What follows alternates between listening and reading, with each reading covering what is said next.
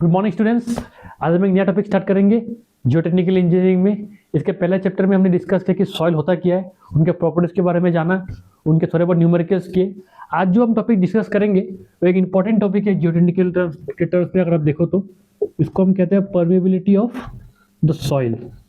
क्या कहते हैं? Permeability of soil. एक बहुत इंपॉर्टेंट टॉपिक है। अगर आप SSC JEE previous year paper उठा ले तो उसमें क्वेश्चन रहना ही रहना है। 4 से 5 मार्क का क्वेश्चन इधर है मिलेंगे आपको। अगर आप गेट की टर्म्स में बात करो तो 2 से 3 क्वेश्चन मिलेगा। अगर आप ईएससी मेंस दे रहे हो तो डेफिनेटली एक क्वेश्चन रहेगा इसमें। और इसमें अगर ईएससी का बात करो तो 4 to 5 मार्क्स का क्वेश्चन रहता है, बहुत बड़ा क्वेश्चन रहता है।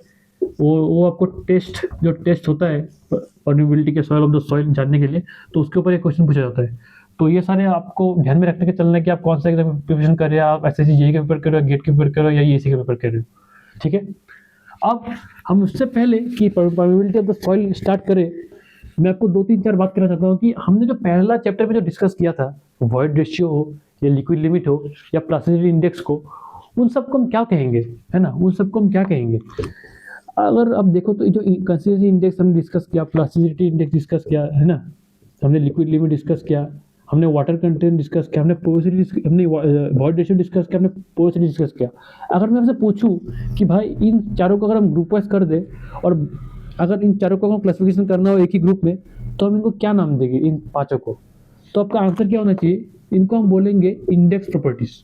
क्या कहेंगे? इन चीजों को हम कहेंगे इंडेक्स प्रॉपर्टीज। अब एक और टर्म आता है सॉइल में जिसको हम क्या कहते हैं? Engineering properties. क्या कहेंगे? Engineering properties. अभी इंजीनियरिंग प्रॉपर्टीज में सबसे जो पहला चीज है वो है परमेबिलिटी। क्या है? Permeability of the soil. और उसके बाद इंजीनियरिंग प्रॉपर्टीज में क्या आएगा? कॉम्पैक्शन। फिर क्या आएगा? कंसोलिडेशन। और फिर आएगा vertical stresses in the soil. बहुत इंपॉर्टेंट चैप्टर है ये भी। और लास्ट में आएगा आपका फाउंडेशन इंजीनियरिंग, ठीक है। अब जो फाउंडेशन इंजीनियरिंग है इसके भी डिफरेंट पार्ट्स है। अगर आपने देखा होगा तो शैलो फाउंडेशन है ना, डीप फाउंडेशन है, और आपका एक होता है वेल फाउंडेशन जिसको हम ब्रिज बनाने में यूज होता है ना। मैं आपको ये इसलिए बता रहा हूँ कि इसमें 2021 में गेट का क्वेश्चन आया था जिसमें आपको पूछा गया था कि भाई ये चारों दे दिया गया था, ये चारों, और आपको पूछा गया था कि भाई मैच द फॉलोइंग करो कि यार इंडेक्स प्रॉपर्टी कौन सा है, इंजीनियरिंग प्रॉपर्टीज कौन सा है। और बहुत लोग इसमें गलती हो गए थे। और गलती इसलिए हुआ था क्योंकि ये बेसिक चीज उनको नहीं पता था कि यार हम पढ़ क्या रहे, इंजीनियरिंग प्रॉपर्टीज पढ़ रहे कि इंडेक्स प्रॉपर्टीज पढ़ रहे। तो ये बहुत इंपॉर्टेंट है कि इसको हम नोट कर लीजिए कि ये जो इंडेक्स प्रॉपर्टी इंजीनियरिंग प्रॉपर्टीज के ऊपर जो डिफरेंस है ये यही है। जो पहला चैप्टर जो हमने पढ़ा था this related to all index properties, और अभी हम जो कंटिन्यू करेंगे आगे this are all related to engineering properties, ठीक है। अब ये होने के बाद अभी हम मेनली स्टार्ट करेंगे परमेबिलिटी क्या होता है, ठीक है। व्हाट इज परमेबिलिटी हम स्टार्ट करेंगे। मैं आपसे अगर अभी पूछूं कि किसी को भी पूछूं कि भाई मेरे को बता दे कि परमेबिलिटी ऑफ द सॉइल क्या है, तो क्या बताएगा? वो बताएगा कि permeability of the soil is the flow of water through the spaces in soil। क्या है इसका डिफरेंस का मतलब क्या है? कि जो पानी का बहाव होगा और सॉइल के स्पेस जो खालीपन है वहां से कितना होगा, उसी को हम क्या कहेंगे? परमेबिलिटी ऑफ द सॉइल, ठीक है। अब ये जो स्पेस है ये क्या है? अगर आप पहला चैप्टर अगर पढ़ेंगे ठीक से तो उसमें एक वर्ड है वॉइड रेशियो, है ना। ये जो वॉइड रेशियो है एक्चुअली ये स्पेस के बाद यही कर रहे हैं कि void ratio is directly resembles what? The space of the soil. The space of the soil is known as the void ratio. और ये जो वॉइड रेशियो का हमने और एक चीज पढ़ा था दैट इज कॉल्ड पोरोसिटी, है ना, पोरोसिटी ऑफ द सॉइल। तो दिस टू थिंग्स, जो वॉइड रेशियो पोरोसिटी है, this two are the fundamental parameters in deciding the permeability of the soil. क्या है? Fundamental parameters of deciding the permeability of the soil. बिना इसके हम permeability को define नहीं कर सकते, ठीक है। अब अगर आपने पहला चैप्टर में सॉइल क्लासिफिकेशन पढ़ा होगा, आपने Indian soil classification of the soil पढ़ा है, American soil classification of soil पढ़ा है, unified soil classification of soil है, highway of soil classification of soil पढ़ा है। तो उनमें से मैं अगर वो पूछूं कि जो बेसिक क्लासिफिकेशन ऑफ सॉइल था on the base of size के बेस में अगर हम उसको क्लासिफाई करें तो सॉइल किस प्रकार से आप उसको क्लासिफाई करेंगे? तो पहला जो है क्या है, ग्रेवल। पहला ग्रेवल करेंगे साइज के हिसाब से, ठीक है, साइज के हिसाब से अगर उसको क्लासीफाई करेंगे तो क्या होगा, ग्रेवल होगा। उसके बाद क्या होगा, सैंड, फिर होगा आपका सिल्ट,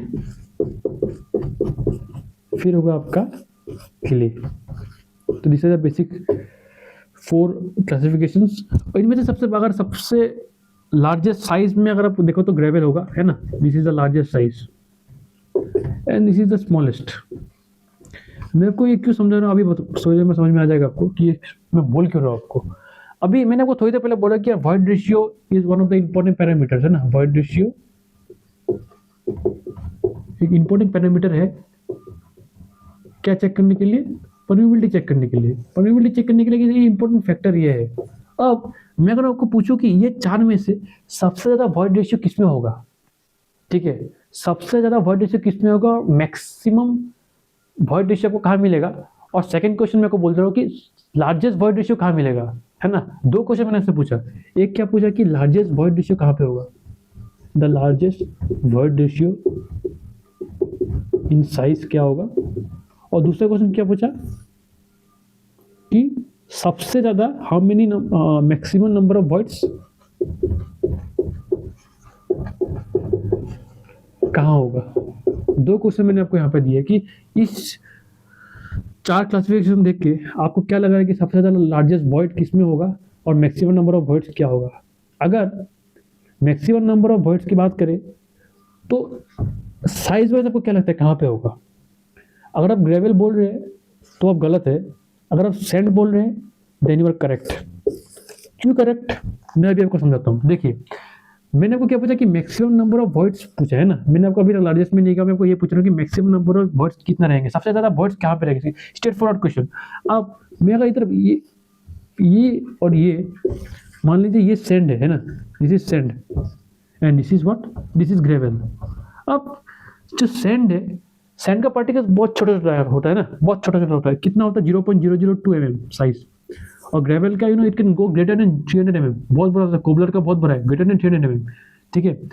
अब जब ये छोटा छोटा साइज है तो इसमें क्या होगा कि जो पोर्स है ना, जो वॉइड है इसमें वो बहुत छोटा होगा, है ना, बहुत छोटा छोटा होगा। This are void ratios, right, this are जो ब्लैक से मार्क कर दे रहा हूँ, this all are void ratios, this all are what, voids. Similarly gravel का बड़ा बड़ा साइज है तो खैर इसका वॉइड भी बड़ा बड़ा होगा ना, ये बहुत बड़ा बड़ा वॉइड्स होगा इसमें भी, दिस एंड दिस ये है, this is the void.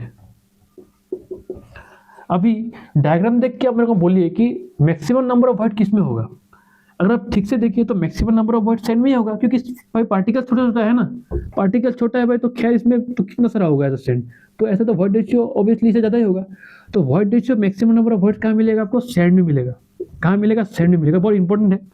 Next अगर मैं पूछूं कि भाई largest void ratio in size कहाँ पे होगा, तो आप देखते बता दोगे कि सबसे बड़ा ग्रेवल में होगा, क्योंकि ग्रेवल का साइज बहुत बड़ा है, तो ऑब्वियसली जो स्पेस फॉर्म होगा बहुत बड़ा फॉर्म होगा। तो आप क्या बोलेंगे, सबसे ज्यादा लार्जेस्ट वॉइड रेशियो किसमें होगा, रेशियो इन साइज किसमें होगा, ग्रेवल में होगा। ये क्वेश्चन आया हुआ है एसएससी जेईई में, इसलिए बोल रहा हूँ कि ये चीज आपको माइंड में रखना है कि जो मैक्सिमम नंबर ऑफ वर्ड्स कहाँ मिलेगा, आपको सैंड में मिलेगा, और जो लार्जेस्ट साइज इन साइज मिलेगा आपको ग्रेवल में मिलेगा। इसमें आप सैंड टिक करके मत देगा तो गलत हो जाएगा, है ना।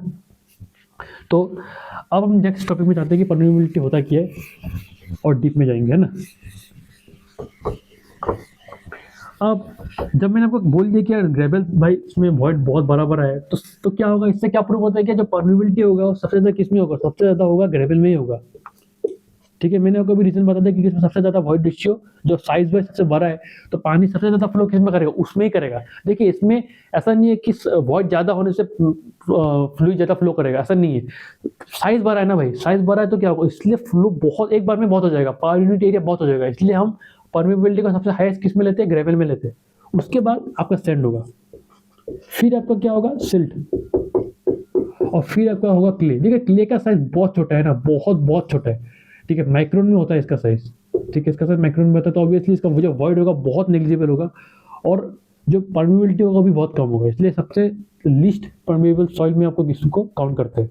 ठीक है, तो अगर कभी पूछे कि परमिबिलिटी सबसे ज्यादा किसमें होता है तो ग्रेवल में बताओ। इसका इंपॉर्टेंस बहुत है, क्योंकि जब बाद में जब टेस्ट सब देखेंगे, जितने भी टेस्ट है related of permeability of soil, तो ये इसके ऊपर ही होता है सब कुछ।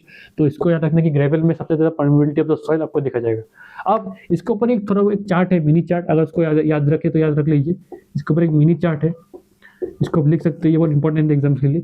तो इसका जो फ्लो वेलोसिटी है, ग्रेवल का जो फ्लो वेलोसिटी है, ये होता है ग्रेटर देन 10⁻⁻1 मीटर पर सेकेंड, है ना, ग्रेवल के लिए। जो सैंड के लिए होता है उसका होता है उसका वेलोसिटी 10⁻²मीटर पर सेकेंड से लेके आपका 10⁻⁴ मीटर पर सेकेंड। जो वेलोसिटी जो सॉइल के बीच में रहेगा जब फ्लूइड फ्लो होगा तो इतना स्पीड में ये जाएगा। अब सैंड के बाद आ गया आपका सिल्ट। सिल्ट का होगा आपका 10⁻⁴ टू 10⁻�6 मीटर पर सेकेंड।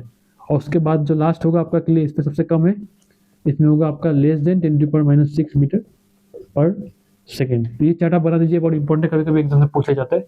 गेट में खैर ये चीज़ में नहीं पूछा जाता, पर ऐसे ऐसे यही में बहुत पूछा जाता है इंपॉर्टेंट क्वेश्चन, ठीक है, इंपॉर्टेंट एमसीक्यू होता है इसमें। तो इसको आप देख लीजिए, इसको नोट कर लीजिए। और अब जाते हैं हम लोग अपने नेक्स्ट टॉपिक में, जो होता है आपका डर्सीज लॉ। अब यहाँ से मेन चैप्टर स्टार्ट होने वाला है। यहाँ तक मैंने आपको जितना बोला, this is the basic idea कि हम पढ़ने क्या वाले हैं और इसमें रिलेटेड क्या क्या है। अभी जो मैंने चार्ट बनाया है वो भी बहुत इंपॉर्टेंट है, इसको भी आप याद कर लीजिएगा। और जो ग्रेवल का जो मैंने बात बोला है वो भी बहुत इंपॉर्टेंट है कि साइज वाइज ग्रेवल सबसे बड़ा है, और जो नंबर ऑफ वॉइड्स अगर बात करें तो सबसे ज़्यादा सैंड में होगा, है ना। अब डर्सी बोल के एक आदमी था, एक साइंटिस्ट था, उसने क्या किया, उसने दो एजम्पशंस लिया, ठीक है। यहाँ से भी इंपॉर्टेंट चैप्टर स्टार्ट होने वाला है, ठीक है, बहुत इंपॉर्टेंट टॉपिक है। एजम्पशन से क्वेश्चन आना ही आना है, ठीक है, एमसीक्यू से हर बार पूछा जाता है, गेट ही हो बाई ईएससी हो, उसमें पूछा जाता है एजम्पशन। अब उसने क्या कहा, उसने कहा कि सॉइल इज लेमिनर। उसने दो एजम्पशन लिया, पहला लिया कि भाई सॉइल लेमिनर है, और दूसरा क्या बोला उसने कि सॉइल इज सैचुरेटेड, है ना। सॉइल लेमिनर होगा और सॉइल सैचुरेटेड होगा। लेमिनर का मतलब क्या है कि देखो सॉइल अपना पाथ फॉलो करेगा, एक ही पाथ फॉलो करेगा, और उसका वेलोसिटी टाइम चेंज नहीं होगा। दिस विल नेवर इंटरसेक्ट, कभी इंटरसेक्ट नहीं करेगा। देखिए ये टर्बुलेंट फ्लो नहीं है, ठीक है, अब में रिलेटिव नंबर्स में नहीं होगा क्योंकि फ्लूइड मैकेनिक्स का ना चीज़ नहीं है। बस अब यही याद रखिएगा कि ये फ्लो एक डायरेक्शन में होगा, कभी मिक्स नहीं होगा। This is the laminar flow. और सैचुरेट की बात करें तो सॉइल इज सैचुरेटेड मतलब फुल्ली सैचुरेटेड, ठीक है। फर्स्ट चैप्टर में मैंने आपको फेसर डायग्राम समझाया था कि फेसर डायग्राम क्या होता है। अगर आपको याद है तो फेसर डायग्राम ना तीन पार्ट से हम सॉइल को डिवाइड करते हैं, कि सॉलिड, लिक्विड और वाटर, है ना। अगर हम सिर्फ सॉलिड, लिक्विड, सॉरी, और एयर, है ना, अगर हम सिर्फ एयर और सॉलिड को कंसीडर करेंगे तो हम क्या बोलेंगे, इसको ड्राई कंडीशन, जिसको ड्राई कंडीशन, ठीक है। इसको मैंने आपको समझाया था पहला क्लास में, तो ये ड्राई कंडीशन होगा। और अगर ये सिर्फ लिक्विड और सॉलिड की बात करते हैं, अगर हम एयर की बात नहीं करते इसमें, और फिर take the phase diagram only about liquid and solid, तो फिर ये होगा फुल्ली सैचुरेटेड सॉइल, ठीक है। इसको वीडियो देख लीजिएगा, पहले मैं समझाया होता तो सही से समझाया होता है पूरा टॉपिक। तो ये है, इसका मतलब यही है कि सॉइल लेमिनर होगा, सॉइल फुल्ली सैचुरेटेड होगा।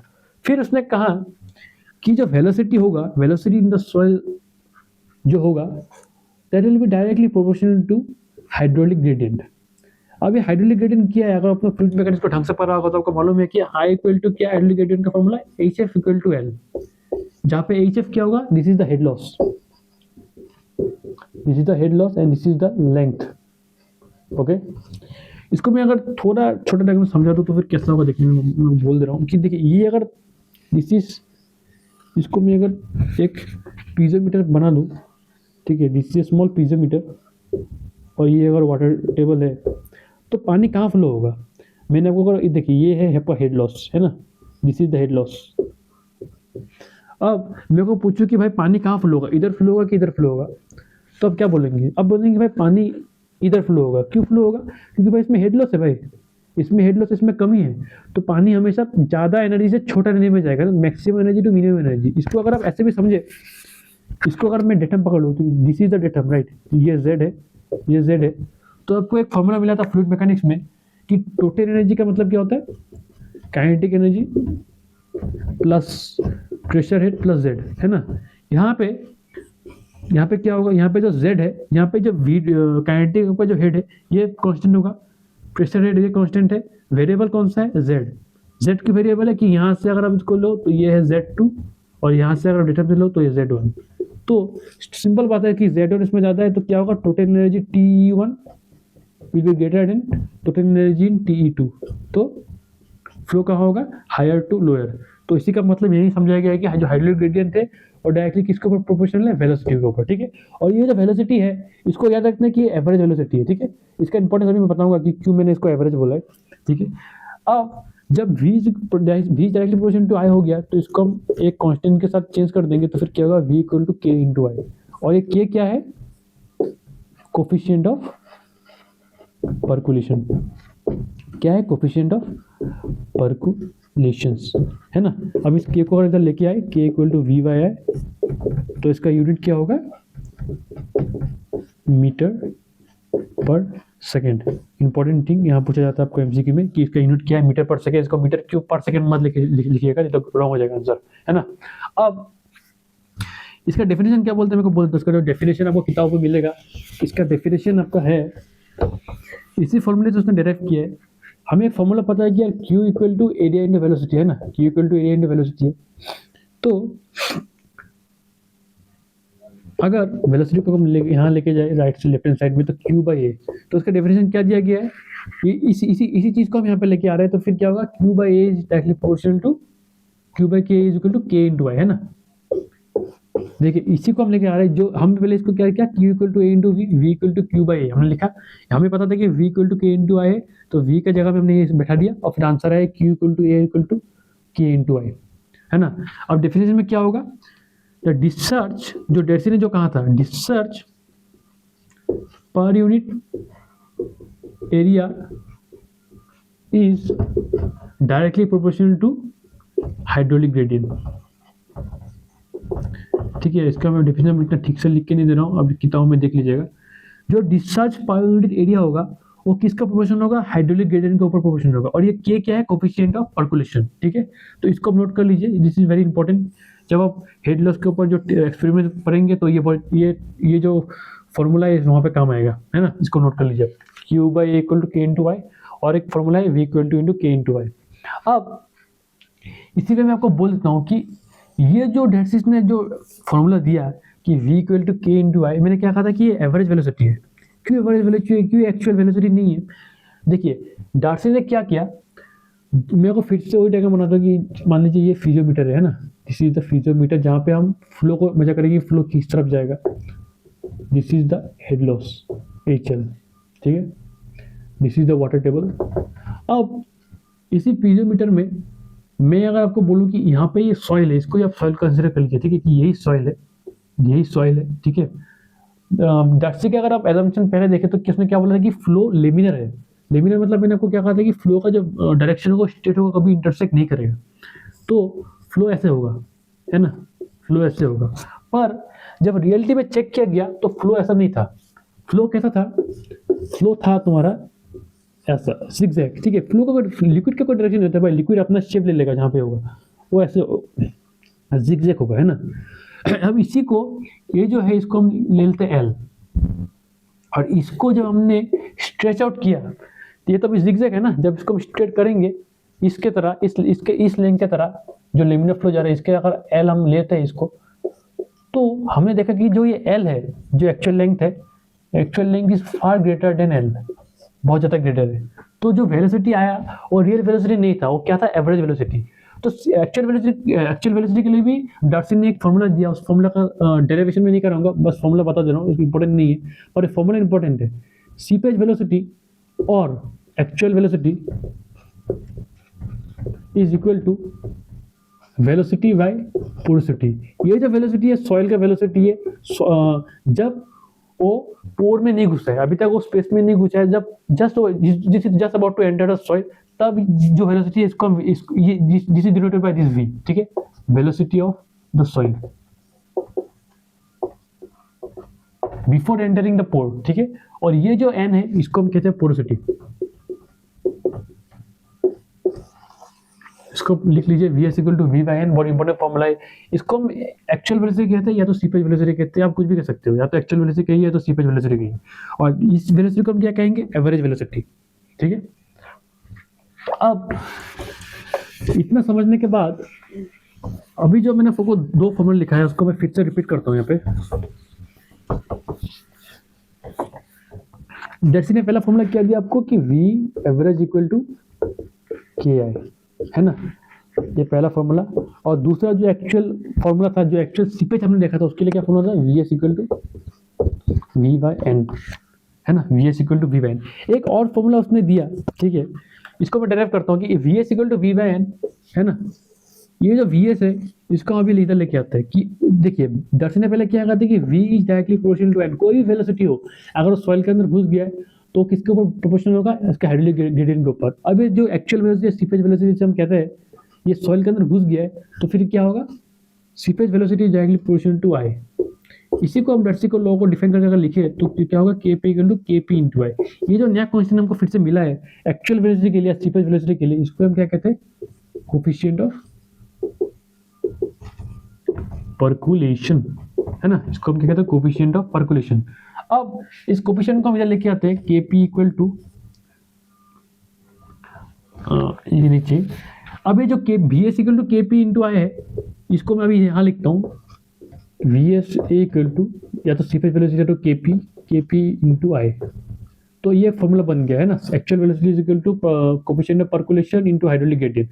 अभी जो सीपेज वेलोसिटी है इसको मैं इसको फादर डेराइव करता तो फिर क्या होगा, देखिए जो हमें एक इसका ही हमें एक जो शुरू में हमको जो फॉर्मूला मिला था V S equal to V by N, इसको हम यहाँ पुट कर देंगे, क्या होगा, V by N equal to K P into I. अब इस के पी को इधर लेके आते हैं, K P into I into N equal to V. तो के पी इक्वल टू हम क्या लिख सकते हैं, V by I into N. और इसी फॉर्मूला में हमें क्या मिला था, इस फॉर्मूला को आप इसके साथ अब करिए, इसको अगर हम यहाँ पर और सिंप्लीफाई कर ले तो फिर क्या होगा, के को अगर इस साइड लेके जाए तो क्या होगा, K equal to V average by I, है ना। ये जो फॉर्मूला है वी एवरेज बाय, इसको भी हम यहाँ पुट कर देंगे, ये जो वी एवरेज बाय आई है इसको हम क्या पुट कर देंगे, यहाँ पुट कर देंगे, है ना। इसको हम सॉरी इधर हम गलती हो गई, इसको हम किसी तरह आते हैं, v जो एवरेज है we average equal to K into I, है ना। अभी जो इसको हम यहाँ लेके आते हैं के को, के इक्वल टू क्या होगा, वी एवरेज बाय आई। इस चीज को हम अब यहाँ बैठा देंगे, क्या होगा, K P equal to V by I. ये वी आई मतलब वी एवरेज ही है, ठीक है, वी एवरेज है तो इसको हम यहाँ लगेंगे तो क्या होगा, K P equal to K by N. ये जो चीज़ है इसको हमने लिख दिया के पी, इसको हमने के लिख दिया, कोफिशिएंट ऑफ परमिबिलिटी, ठीक है, के P equal to K by N. इसको फिर से लिख देते हैं, K P equal to K by N. Important formula ये भी, ठीक है। तो टोटल हमको कितना फॉर्मूला मिला, 3 फॉर्मूला मिला है। एक तो ये मिला हमको V average equal to K into I, V S equal to V by N, और एक मिल गया हमको K P equal to K by N, ठीक है। इसको मैं ठीक से लिख देता हूँ एक बार, ये बहुत इंपॉर्टेंट है, 3 formula this are very very very important. यहाँ से क्वेश्चन पूछे जाते हैं, आपको डायरेक्ट क्वेश्चन आता है 1 मार्क का। इसको जो डेरिवेशन आप बुक में देख लीजिएगा, ये भी इतना इंपॉर्टेंट है नहीं, पर इसको आप एक बार देख लीजिए तब आप फॉर्मूला ना भूले। तो पहला फॉर्मूला में क्या मिला, V S equal to V by N, जो अभी हमने लिखा। फिर मिला हमको K P equal to K by N, ठीक है। इसको आप एन मत समझे, इसका मतलब ये है पोरोसिटी, है ना, ये एन मतलब है पोरोसिटी। और जो बेसिक डेफिनेशन हमसे मिला था हमको, V average equal to K into I. So these are the important formulas, ठीक है। तो हमने लगभग 40% सिलेबस अभी तक हमने कर लिया। विद दिस 3 फॉर्मूलाज हम न्यूमेरिकल अभी सॉल्व करेंगे कि इस 3 फॉर्मूला से हम अभी न्यूमेरिकल सॉल्व कर सकेंगे कि क्या फाइंड करने के लिए, सीपेज वेलोसिटी फाइंड करने के लिए, कोफिशिएंट ऑफ परकुलेशन फाइंड करने के लिए, और एवरेज वेलोसिटी फाइंड करने के लिए, ठीक है। इस सीपेज वेलोसिटी को हम एक्चुअल वेलोसिटी भी बोलते हैं, है ना, actual velocity, coefficient of percolation and average velocity. अभी हम थोड़े फैक्टर्स में जाते हैं कि फैक्टर्स क्या डिपेंड करते हैं, एक परमिटिविटी ऊपर हम कौन से फैक्टर को कंसिडर करेंगे जब हम मैथ्स करेंगे और उनके ऊपर हम डिस्कशन करेंगे। तो पहला जो फैक्टर है हम उसके ऊपर डिस्कस करते हैं, ठीक है। तो लेट्स स्टार्ट न्यू टॉपिक की फैक्टर्स ऑफ परमिबिलिटी, है ना, फैक्टर्स ऑफ परमिबिलिटी। और फैक्टर्स ऑफ परमिबिलिटी के लिए डर्सी ने और एक इक्वेशन दिया था, उस इक्वेशन का होता है कि k equal to d10 square e cube by 1 plus e unit of water into density, ठीक है। एक इंपॉर्टेंट फॉर्मूला ये भी, इसको भी आपको याद रखना है, ठीक है, इसको भी आपको याद रखना है, ठीक है। मेरे को फिर से ठीक से लिख देता हूँ, थोड़ा मेरा मार्कर डाउन हो गया। इसको होगा जी, जो कोफिशिएंट है इसका होगा c into D into 10 square into E cube by 1 plus E into unit weight of water into density. तो ये फॉर्मूला आपको याद रखना है, बहुत ही ज़्यादा इंपॉर्टेंट है, बहुत इंपॉर्टेंट। इसको आप जितना स्टार मार लीजिए, this is very very important. यहाँ से क्वेश्चन पूछा गया है, आपके थ्योरी पर्सपेक्टिव से भी क्वेश्चन पूछा गया और डायरेक्ट फॉर्मूला बेस्ड क्वेश्चन भी इधर से आया हुआ है, ठीक है। तो यहाँ जो ये सी है, दिस इज ए कांस्टेंट, ठीक है, this is a constant, this is usually C usually equal to 1, ठीक है, ठीक है, इज इक्वल टू 1। ये आपको क्वेश्चन में बोल दिया जाएगा कि 0.5 लेना है या 0.6 लेना है, अगर वो कुछ नहीं दिया हो तो 1 लेना है, ठीक है। दूसरा ये जो D10 है, दिस इज वेरी इंपॉर्टेंट। अगर आपने पहला चैप्टर में पढ़ा जो सॉइल क्लासिफिकेशन में, तो हमने इसको क्या नाम दिया था, इफेक्टिव डाया, क्या नाम देता है, इफेक्टिव डाया। उसके बाद ये ई है, इसको समझ पा रही है, void ratio.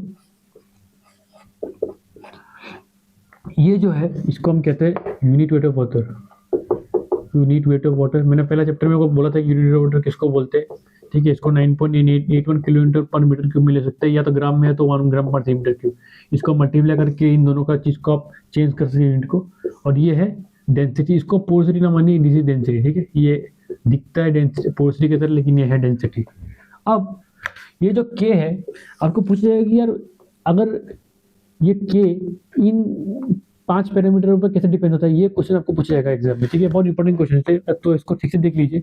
First of all, अगर हम वॉइड रेशियो की बात करें, तो अगर वॉइड रेशियो बढ़ता है तो हमें इस इक्वेशन से क्या दिख रहा है कि अगर वॉइड रेशियो इंक्रीज होता है तो के भी इंक्रीज होगा, क्योंकि डायरेक्टली प्रोपोर्शनल है। सिंपल दिख रहा है कि यार K directly proportional to E cube by 1, अगर ये इंक्रीज होगा तो ये भी इंक्रीज होगा। तो इससे हमको मालूम चलता है कि जो अगर वॉइड रेशियो इंक्रीज हो रहा है, इट मींस के will also be subsequently increasing, ठीक है।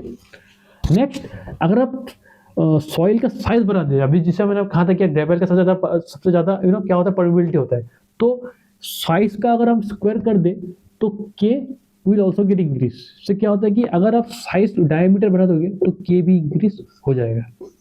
सेकेंड थिंग, कि जो यूनिट वाटर है, कि अगर unit water is directly proportional to K, इसके ऊपर भी क्वेश्चन पूछा गया कि अगर यूनिट वाटर को हम कमा दे बढ़ा दे तो फिर के में क्या क्या चेंजेस आएगा। तो अगर आप यूनिट वाटर बढ़ा देंगे तो ऑब्वियसली के भी चेंज आएगा।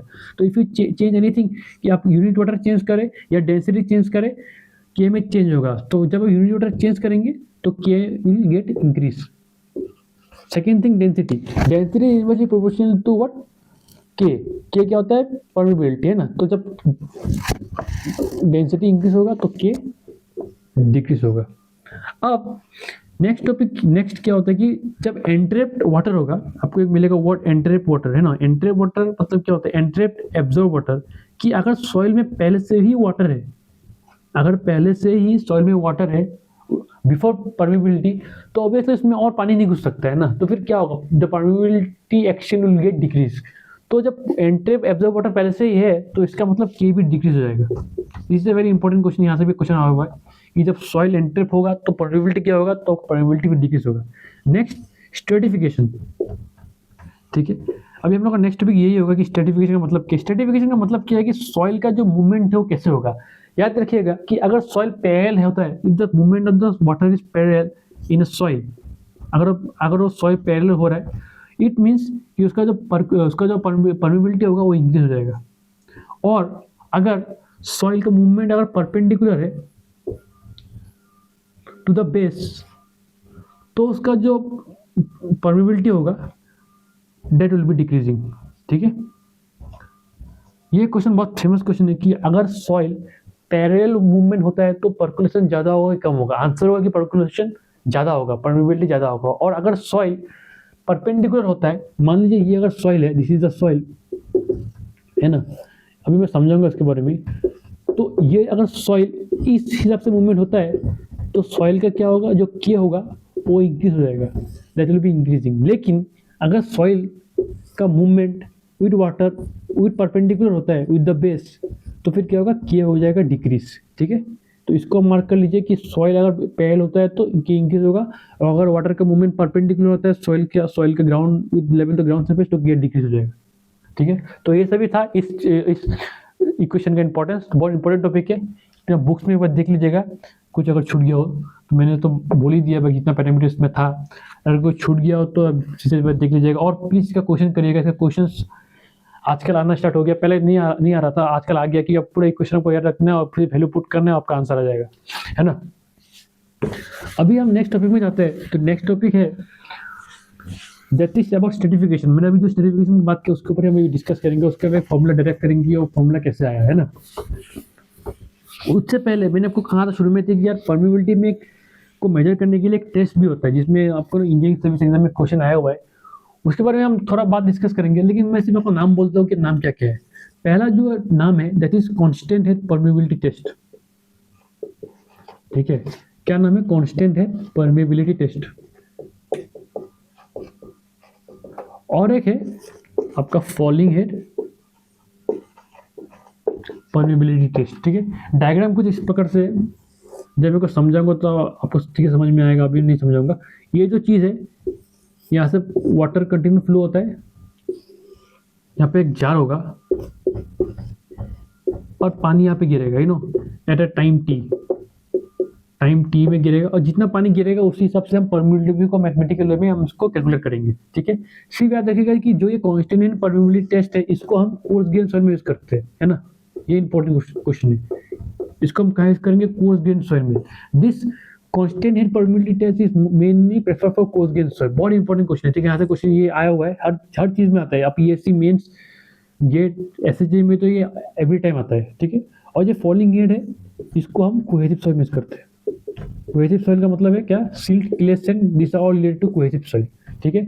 तो कोहेसिव सॉइल के लिए फॉलिंग हेड परमिबिलिटी टेस्ट, और जो कोर्स ग्रेन के लिए उसके कांस्टेंट परमिबिलिटी टेस्ट। अब देखो नाम से आपको मालूम चल रहा है ना कि कांस्टेंट हेड परमिबिलिटी टेस्ट मतलब क्या है, कांस्टेंट पानी आपको चाहिए, और कांस्टेंट पानी आपको कहाँ मिलेगा, कांस्टेंट फ्लो वाटर कहाँ मिलेगा, जहाँ पे परमिबिलिटी ज्यादा होगा, है ना। परमिबिलिटी किसमें ज्यादा होता है, ग्रेवल में होता है कि सैंड में ज्यादा होता है, ऑब्वियसली ग्रेवल में ज्यादा होगा, क्योंकि क्या होगा, वॉइड रेशियो ज्यादा है उसका, void ratio is very large, you know. इसलिए इसका नाम भी कांस्टेंट दिया होगा, ठीक है, कि कंटीन्यूअस पानी फ्लो होता रहना होगा। इसलिए हमने क्या लिया, कोर्स ग्रेन सॉइल को लिया, क्योंकि उसका वॉइड रेशियो बड़ा है तो कंटीन्यूअस वाटर फ्लो होगा, है ना। क्योंकि कोहेसिव में क्या होगा, कभी पानी फ्लो होगा, कभी पानी फ्लो नहीं होगा, क्योंकि बहुत स्मॉल वॉइड रेशियो है ना। तो दैट्स द थिंग। तो नाम देख के आपको थोड़ा बहुत रखना पड़ेगा कि कांस्टेंट का मतलब कोर्स ग्रेन सॉइल की बात कर रहे हैं, और फॉलिंग का मतलब कोहेसिव सॉइल की बात कर रहे हैं। इसका डायग्राम अलग से मैं समझा दूंगा कि इसका डायग्राम क्या है, इसका ऊपर फॉर्मूला भी है, और क्वेश्चन भी इसके ऊपर आता है, सेमेस्टर में क्वेश्चन आता है। लेकिन कॉम्पिटिटिव एग्जाम अगर एसएससी का बात करें तो सीपीटी 1 में सब क्वेश्चन नहीं आता है, क्योंकि बहुत बड़ा फॉर्मूला होता है ना। लेकिन सेमेस्टर एग्जाम के लिए इट इज वेरी इंपॉर्टेंट, यहाँ से क्वेश्चन पूछा जाता है। अब जो नेक्स्ट टॉपिक है मैं अभी समझाना आपको दूंगा, वो है स्ट्रेटिफिकेशन ना। This is stratification, this is very important topic, stratification. यहाँ से क्वेश्चन आना ही आना है, ठीक है। स्ट्रेटिफिकेशन से क्वेश्चन आना है, सेमेस्टर क्वेश्चन देखोगे तो एक स्ट्रेटिफिकेशन के ऊपर क्वेश्चन रहेगा। अगर आप गेट के ऊपर बात करो तो गेट के ऊपर भी क्वेश्चन रहेगा, और इंजीनियरिंग सर्विस के ऊपर भी क्वेश्चन है इसके में, ठीक है, स्ट्रेटिफिकेशन, ठीक है। तो फर्स्ट ऑफ ऑल मैं आपको एक डायग्राम बनाता हूँ, तो उसमें बात करेंगे कि एक्चुअली होता क्या है। उससे पहले मैं आपको एक डायग्राम बनाता हूँ कि ये डायग्राम में आप देखिए कि ये एक सॉइल है, ठीक है। ये क्या है, एक सॉइल है, दिस इज ग्राउंड लेवल, ठीक है। This is the different layers of soil. और एक डायग्राम बनाता हूँ सिमिलरली, ये भी सिमिलरली है, ठीक है ना। दिस इज, ये सिमिलर है, कुछ डिफरेंस है नहीं, बस साइज के ऊपर मैंने थोड़ा छोटा कर दिया। And this is the ground level. अब पानी, मैंने को क्या कहा था, जब पानी पैरेलल फ्लो होगा, मान लीजिए इसका जो Q1, Q2 एंड Q3 आ रहा है डिस्चार्ज, ठीक है। यहाँ से पानी इतना फ्लो रेट में, इतना टाइम में ट्रेवल करेगा। मैंने को क्या कहा था कि यार जब पानी पैरेलल फ्लो करेगा परमिबिलिटी इंक्रीज होगा, और जब पानी soil with respect to base perpendicular flow होगा तो क्या होगा, कि डिक्रीज होगा। इसी में मैं आपको और एक बात बोल दूं कि जब सॉइल में वाटर का फ्लो पैरेलल होगा, हमेशा याद रखिएगा कि जो डिस्चार्ज है वो कभी सेम नहीं होगा, discharge will be always different. क्यों डिफरेंट चेंज होगा, क्योंकि देखिए लेयर सब में चेंज है ना। ये लेयर एक डेप्थ में है, नो Z1 डेप्थ में है, तो उसका प्रॉपर्टीज थोड़ा उनसे भी चेंज होगा। जब आप और नीचे जाएंगे Z2 लेवल में, तो सॉइल का डेंसिटी में चेंज आएगा वो, और it will be more dense. तो क्या होगा, जब फ्लो ऑफ वाटर होगा वो डिक्रीज होगा या इंक्रीज होगा, ये सॉइल के ऊपर डिपेंड करता है, लेकिन हमें ये मालूम है कि चेंज होगा। सिमिलर Z3 में जब जाएगा तो भी चेंज होगा। इसका मतलब क्या, इसका मतलब है कि जो डिस्चार्ज होगा in each layer is different. तो इसमें एक इंपॉर्टेंट मार्क का पॉइंट कर लीजिए कि K तो इंक्रीज होगा, लेकिन जो Q है दैट विल बी वेरिंग, वो वेरी करेगा, और वेरिंग करेगा, और ईच लेयर में वो डिफरेंट होगा। Each layer that will be different, ठीक है। इसे खुद लिख लीजिएगा कि ईच लेयर में जो फ्लो होगा वो डिफरेंट होगा। अब जब हम परपेंडिकुलर के ऊपर बात करते हैं कि जब सॉइल परपेंडिकुलर होगा सॉइल, तब क्या होगा, तब फ्लो में क्या चेंज आएगा। हमेशा ये देखिएगा कि जब फ्लो परपेंडिकुलर होगा, जो Q होगा, टोटल डिस्चार्ज होगा, वो सेम होगा। Q discharge will be same, ठीक है, वो सेम होगा। लेकिन जो मैंने आपको शुरू में बोला था कि जो हाइड्रोलिक ग्रेडियंट है जो फ्लो को डिसाइड करता है, इसमें हाइड्रोलिक ग्रेडियंट डिफरेंट होगा। मैं आपको बताऊंगा कि डिफरेंट क्यों है, ठीक है, इसी को बताऊंगा जब मैं आपको इसके ऊपर और डिस्कशन करेंगे, तब मैं बताऊंगा कि क्यों ऐसा क्यों है, ठीक है। जो हाइड्रोलिक ग्रेडियंट है ये होगा डिफरेंट, इसमें डिफरेंट हो जाएगा, लेकिन इसमें क्यों वेरी होगा, लेकिन जो हाइड्रोलिक ग्रेडियंट होगा वो सेम होगा। The hydraulic gradient is same. Basically क्या है कि जो आई होगा वो सेम होगा, ठीक है, जो आई होगा वो सेम होगा, इसमें आई डिफरेंट होगा, इसमें क्यू वेरी करेगा, इसमें क्यू वेरी करेगा, इसमें क्यू वेरी नहीं करेगा, इसमें परमिबिलिटी कम होगा, इसमें परमिबिलिटी ज़्यादा होगा, ठीक है। तो this three are major differences, और इसको आप नोट कर लीजिए, बहुत इंपॉर्टेंट है। जब सॉइल का फ्लो कैसे होगा, अगर पैरेलल होता है, अगर परपेंडिकुलर होगा तो फिर कैसे चेंज होगा, तो इसको आप नोट कर लीजिए, ठीक है। अभी हम एक डेरिवेशन देखते हैं, इसके रिलेटेड देखेंगे कि जब सॉइल पैरेलल होगा तो फिर उसका फ्लो में क्या चेंज आएगा, उसका वेलोसिटी क्या होगा, उसके ऊपर एक इक्वेशन है, वो इक्वेशन को हम डेराइव करने का ट्राई करेंगे, देखते हैं, है ना। अभी मैं आपको इधर एक इंस्ट्रूमेंट बनाता हूँ, एक फिजियोमीटर के साथ इसमें बैठाएंगे, ठीक है, एक फिजियोमीटर बैठाएंगे और एक इंस्ट्रूमेंट, उसके ऊपर हम एक पाइप फ्लो करेंगे और देखेंगे यहाँ पर फ्लो कैसे होता है। तो डायग्राम कुछ आपका इस प्रकार होगा,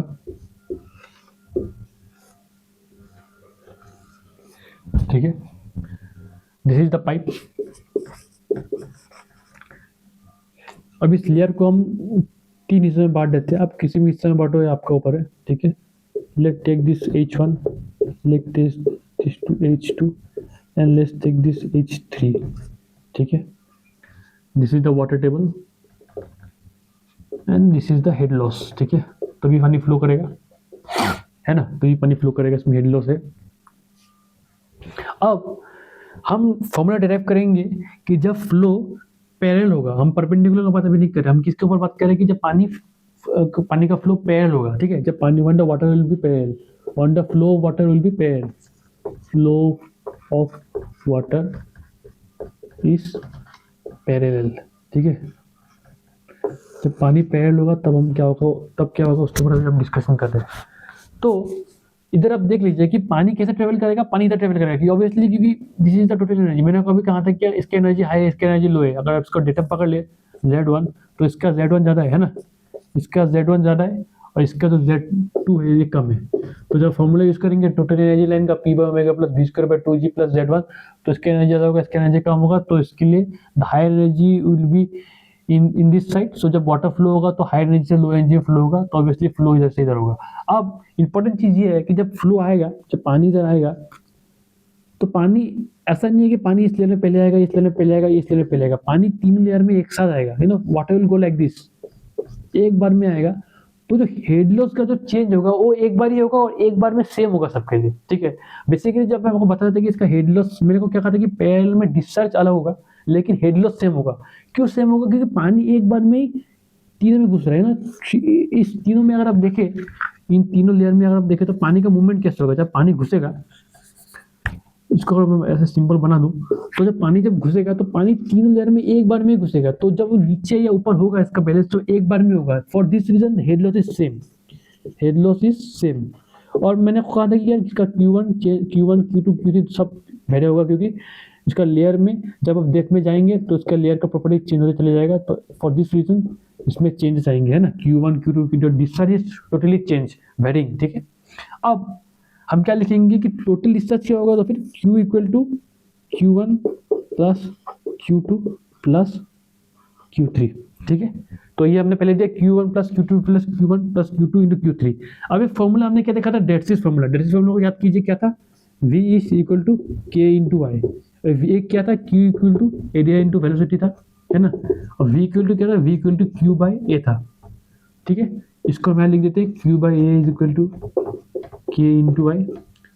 तो अब क्या लिख सकते हैं, Q equal to K into I into A, है ना। तो ये जो है Q equal to K into I into A, इसको हम यहाँ पुट करें तो फिर क्या होगा, K into I into A. This is the total, ठीक है, ये टोटल है, या इसको बोल सकते हो equivalent, equivalent discharge, equivalent discharge, है ना। तो टोटल होगा, इसलिए हम इसको डिनोट कर रहे हैं Q equal to K into I into A. अब ये क्या होगा, ये Q1 के लिए होगा Q into K I1, K I1 equal to A1 plus K I2 into A2 plus K I3 into A3, ठीक है। अब मैंने आपको क्या कहा था कि इसका हेड लॉस सेम होगा। हेड लॉस सेम होगा मतलब क्या, H इक्वल टू HF/L, जो हाइड्रोलिक एडिशन को भी सेम होगा, क्योंकि इसमें लेंथ हम 1 मीटर ले रहे हैं, ठीक है। याद रखिए कि अभी हम जितने भी डिफाइन करेंगे या डेराइव करेंगे फॉर्मूला को, उसके यूनिट लेंथ के लिए लेंगे, तो इसका क्या होगा, 1 मीटर, ठीक है। तो लेंथ 1 मीटर है, तो ये तो चेंज नहीं होगा। HF क्या मैंने क्या कहा कि सेम होगा, तो क्या होगा, हाइड्रोलिक ग्रेडियंट भी सेम होगा। इसका मतलब क्या हुआ, जो ये I1 था, I1 equal to I2 equal to I3, ये सब सेम होगा। इसको हम किसे डिनोट करेंगे, I से, ठीक है। तो हम क्या लिख सकते हैं, K into I into area equal to, इस सबको हम बाहर लेके आते हैं, I को बाहर ले गया तो फिर क्या होगा, K को भी हम बाहर लेके जाते हैं, है ना, क्योंकि K भी चेंज होगा इसमें। K और I को अगर हम बाहर लेके चलते हैं, हम पहले I को बाहर लेके जाते हैं, तो अगर सब I को हम बाहर लेके जाते हैं तो फिर क्या होगा, K into A1 plus K into A2 plus K into A3, ठीक है। यहाँ से I कैंसिल हो गया, बचा क्या, K into A is equal to K A1 plus K A2 plus K A3। अब इसमें देख सकते हैं कि यार जो K है, K1 plus K2 plus K3 A3 है, ठीक है। अब ये जो एरिया है, इसको हम क्या लिख सकते हैं, इसको हम लिख सकते हैं H1 इंटू लेंथ हमने क्या लिया, 1 मीटर लिया, तो ये तो टोटल है, तो उसको हम क्या लिख सकते हैं, K इंटू टोटल लेंथ कितना है, 1 को हम 1 लिख देते हैं, 1 इंटू क्या होगा, 1 इंटू H, तो यहाँ ये H1 ये H2, ठीक है, ये H1 ये H2 है, and this what, this is H3। तो टोटल कितना हो जाएगा, H1 H2 plus H3 is equal to H।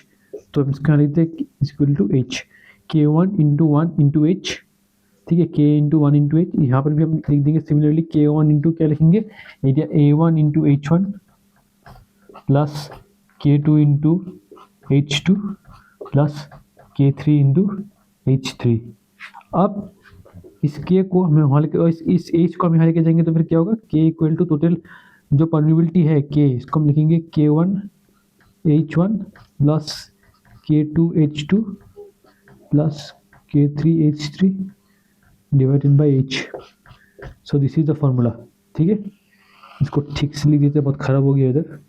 इसी फॉर्मूला को मैं यहाँ लिख देता हूँ, K equal to K1 H1 plus K2 H2 plus K3 H3 divided by H। तो इम्पोर्टेंट फॉर्मूला है। इसके बाद इसका जो नेक्स्ट पार्ट करेंगे उसमें हम फ्लो इन पैरेलल लिखेंगे। फ्लो इन पैरेलल में चीज़ क्या होता है, तो सिमिलर अप्रोच होगा उधर भी, कोई ज़्यादा कोई चेंज है नहीं उसमें।